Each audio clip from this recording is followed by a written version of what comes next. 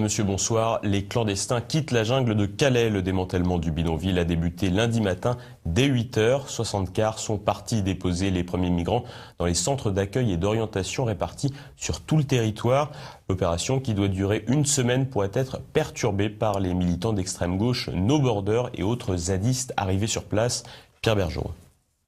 Sur les 8000 migrants, environ 2000 évacués ce lundi. Les premiers volontaires pour le départ, surtout des hommes éthiopiens, érythréens et soudanais, ont été accueillis dans un hangar à proximité de la jungle. À l'extérieur, 4 files d'attente, une pour les majeurs, une pour les mineurs isolés, une pour les familles et la dernière pour les personnes vulnérables. Les clandestins ont ensuite été emmenés dans les centres d'accueil répartis dans toute la France, 287 au total. Des policiers ont été placés dans les aires d'autoroute prévues pour les pauses. Le maire Les Républicains de Calais, Natacha Bouchard, a toutefois exprimé son scepticisme alors que l'opération a été montée sans la coopération de sa commune. Dimanche, dans la journée, des agents préfectoraux ont sillonné la jungle pour informer les migrants.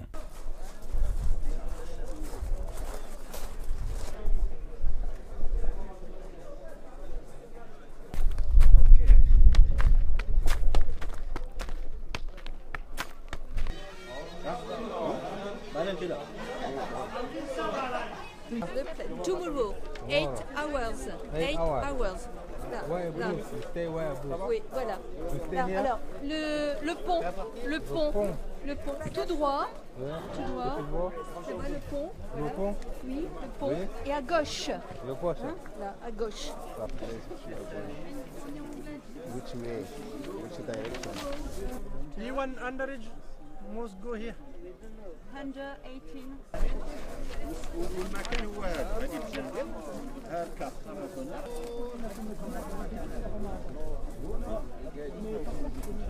Alors le contenu du flyer, c'est de confirmer aux migrants qu'à partir de demain, les centres d'accueil sont ouverts pour eux, qu'on aura une place pour tous les migrants qui souhaiteront partir. On leur confirme également que l'équipe de maraudeurs, pendant toute l'opération, va venir à la rencontre des migrants pour les informer, les accompagner, répondre à leurs inquiétudes s'ils en ont, et surtout leur donner le mode d'emploi du départ. Donc leur dire avec un visuel que pour partir, on doit se rendre à un point précis, rue de Garenne, donc tout près d'ici, à 300-400 mètres, où là ils seront pris en charge par plusieurs dizaines de personnes de l'OFI, de la préfecture, de la sécurité civile, et selon leur situation, mineurs isolés, majeurs isolés, familles, personnes vulnérables, eh bien on leur indiquera dans quel centre d'accueil ils peuvent être accueillis et ils pourront très rapidement accéder à un bus, un des 60 bus demain, plusieurs dizaines les autres jours, et partir très vite. Partir très vite, certes, mais rien n'indique qu'ils ne reviendront pas à Calais. En effet, nombreux sont ceux à vouloir rejoindre coûte que coûte leur famille en Angleterre. Je veux aller en Angleterre parce que ma famille est là-bas. Ils m'ont dit que si j'ai de la famille en Angleterre, je dois les appeler.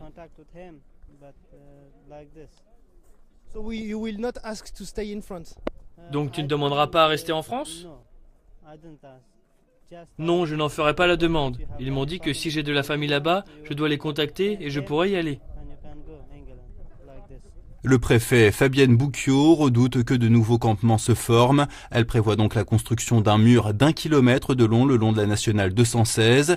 Si cette journée s'est plutôt déroulée dans le calme grâce au déploiement de 1200 policiers, les 2 nuits précédentes ont été marquées par des violences. En effet, 200 militants altermondialistes, No Border et zadistes venus notamment de Notre-Dame-des-Landes sont récemment arrivés sur place. Ils ont tenté de rallier les 2000 migrants qui ne veulent pas partir en construisant une tour de guet, mais ces derniers les ont renvoyés avant de brûler l'édifice pour se chauffer. La police a déjà effectué des fouilles dans les véhicules.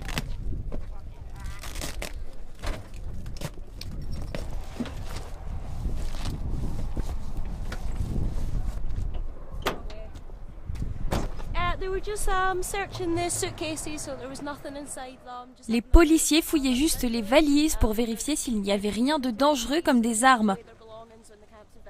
On distribue ces valises pour que les réfugiés puissent prendre leurs affaires avant l'évacuation.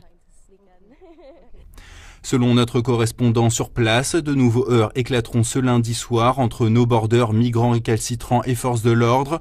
Par ailleurs, de nombreux collectifs de citoyens se sont formés dans les villes censées accueillir les clandestins.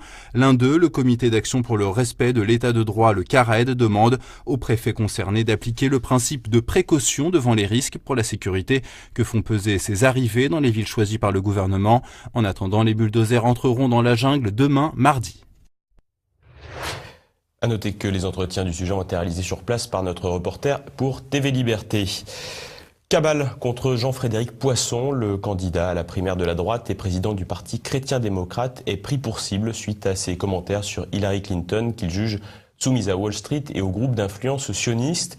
Les attaques publiques sont venues de son propre camp mais aussi de l'extérieur, comme pour déstabiliser une candidature qui dérange. Florian Janin. Jean-Frédéric Poisson, victime d'une cabale médiatique et politique. Le député président du Parti chrétien-démocrate et candidat à la primaire de la droite est mis en cause pour des propos tenus dans le quotidien Nice Matin publié le mercredi 19 octobre. Dans l'entretien accordé au journal, il répond à la question « Si vous étiez américain, voteriez-vous pour Hillary Clinton ?» en disant qu'il serait bien ennuyé dans une telle situation. Il estime en effet que la candidate démocrate est proche des superfinanciers de Wall Street et soumise aux lobbies sionistes qu'il juge dangereux pour la France. Des propos immédiatement condamnés par le Conseil représentatif des institutions juives de France, le CRIF, mais surtout par son propre camp.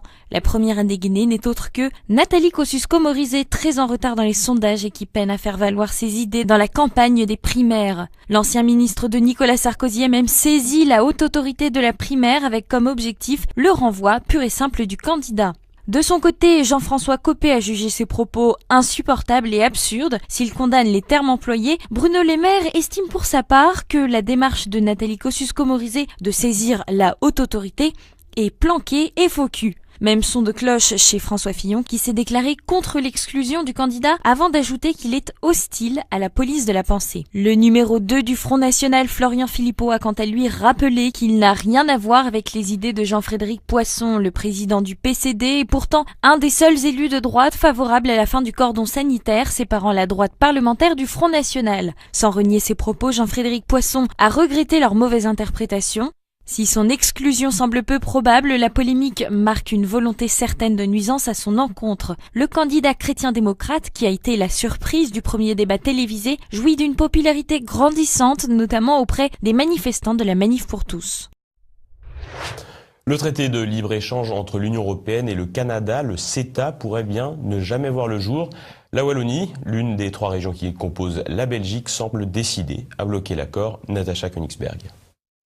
La Wallonie nous rejoue l'histoire du petit village qui résiste envers et contre tout à l'envahisseur. Nos voisins belges francophones, qui représentent moins de 1% du total de la population de l'Union européenne, détiennent le pouvoir de bloquer un accord de libre-échange controversé entre le Canada et l'Union européenne. Pourquoi les dirigeants de la région Wallonie détiennent ce pouvoir ? Parce qu'en Belgique, un État fédéral, chaque région dispose du pouvoir souverain de valider ou non les traités internationaux. Rappelons en 2 mots les enjeux du traité. Il est censé favoriser les échanges économiques et commerciaux entre l'Union européenne et le Canada, notamment en levant certaines barrières administratives ou douanières, ou encore en fixant des quotas d'importation. Si vous avez l'impression d'avoir déjà entendu parler de traité de libre-échange, c'est normal. Un autre accord international, le TAFTA, qui était négocié depuis des mois entre l'Europe et les États-Unis, a échoué. Le même sort menace le CETA aux grandes dames des tenants de la mondialisation à outrance. Les Wallons, qui détiennent seuls le pouvoir de le bloquer, reprochent au traité de créer le droit pour une entreprise de l'un des pays signataires de poursuivre en justice un État si cet État prend une décision qui lui semble contraire à ses intérêts. Ironie de l'histoire, ce droit a déjà coûté plusieurs centaines de millions d'euros au Canada dans le cadre de l'accord commercial qui le lie aux États-Unis. Les Wallons dénoncent aussi les quotas d'importation de produits agricoles, contraignants, mais surtout caducs, car négociés avant le Brexit. Quand on sait que le traité porte pour une large part sur les importations de bœuf canadien, dont les Anglais étaient de gros importateurs, leur sortie de l'Europe obligerait les autres pays membres à absorber leur quota d'importation de bœuf du Grand Nord américain. La Commission européenne a tenté une dernière fois ce week-end de faire pression sur la Wallonie pour qu'elle signe. Il y a même des rumeurs de menaces de suspension d'aides européennes. Mais si la Wallonie n'accepte pas de signer le traité avant minuit, lundi 24 octobre, cela pourrait bien être abandonné ou devoir être renégocié de fond en comble. La liberté d'installation des médecins mise à mal, les députés ont voté un amendement en commission pour lutter contre les déserts médicaux, mais qui par la même occasion porte un coup dur à la profession. Alexandre Rivet. Mercredi, les députés ont voté un amendement en commission qui réduit considérablement la liberté d'installation des médecins. Le texte stipule que les jeunes professionnels ne pourront pas s'installer en étant conventionnés à l'assurance maladie tant qu'un autre médecin libéral de la même zone ne cessera son activité. Le texte s'inspire largement de la régulation déjà exercée pour les pharmaciens et les infirmiers, des professions qui relèvent de problématiques notamment démographiques très différentes. La mesure dérange du côté du monde médical. Le président de l'Ordre des médecins, Patrick Bouet, estime que la contrainte n'est pas une solution à la désertification, ajoutant qu'une telle mesure a déjà échoué dans tous les pays où elle a été appliquée. Censée apporter une réponse au problème des déserts médicaux, cette contrainte porte atteinte à la liberté d'installation, mais aussi, plus généralement, à la liberté d'établissement et de prestation de services relevant du droit communautaire. Des recours pourront donc être possibles pour les médecins. De son côté, le président du syndicat des médecins libéraux, Éric Henry, dénonce une volonté d'administrer totalement la médecine libérale. Si le texte ne fait pas du tout l'unanimité chez les médecins, il est aussi vivement critiqué par une partie de la classe politique. Le ministre de la Santé, Marisol Touraine, a affirmé son opposition à cette mesure pourtant portée par le député socialiste Annie Le Houerou. En revanche, certains députés de l'opposition Les Républicains, à l'image de Bérangère Poletti, soutiennent l'initiative. L'amendement controversé pourrait être voté définitivement au cours de la semaine et par la même occasion creuser un peu plus la fracture entre la gauche au pouvoir et les professions libérales. Monsieur, bonsoir. Les clandestins quittent la jungle de Calais. Le démantèlement du bidonville a débuté lundi matin dès 8h. 60 cars sont partis déposer les premiers migrants dans les centres d'accueil et d'orientation répartis sur tout le territoire. L'opération, qui doit durer une semaine, pourrait être perturbée par les militants d'extrême gauche, No Border et autres zadistes arrivés sur place. Pierre Bergeron.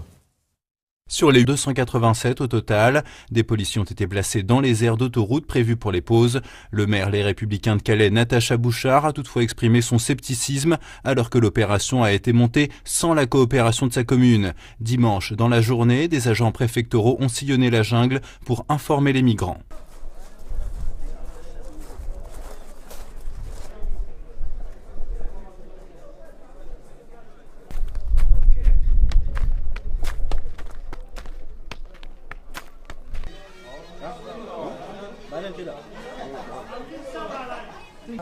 Tomorrow, 8 hours. 8 hours.